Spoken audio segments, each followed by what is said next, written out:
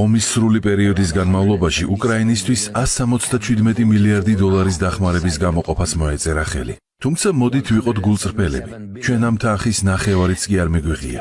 ჩნდება კითხვა, არის თუ არა ეს ყველაფერი კორუფციის შედეგი და თუ ასეა, ვისი მხრიდან ხდება აღნიშნული კორუფცია. მოდით მოვიყვანოთ ერთი მაგალითი. როდესაც ამერიკა დახმარებას გვიგზავნიდა, ეს გახლდათ ამერიკული თანხა და ამავდროულად ამერიკული იარაღი, რომლის შესყიდვაც აღნიშნული თანხის მეშვეობით ხდებოდა.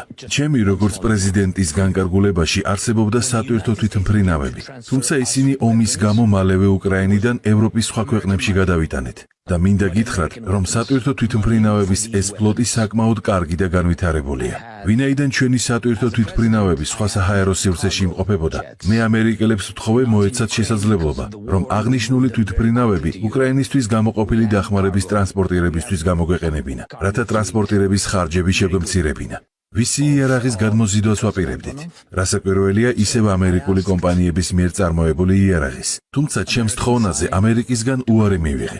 საბოლოოდ კი ჩვენი სატვირთო თვითმფრინავების ნაცვლად ეს იარაღი ამერიკულმა სატვირთო თვითმფრინავებმა გადმოზიდეს. მაგრამ ეს ყველაფერი დიდ ხარჯებთან იყო დაკავშირებული. ჩვენ შეგვეძლო მიგვეღო მეტი იარაღი, თუმცა ამისთვის ძალიან დიდი თანხები უნდა გადაგვეხადა. ჩემი კითხვა გახლავთ შემდეგი.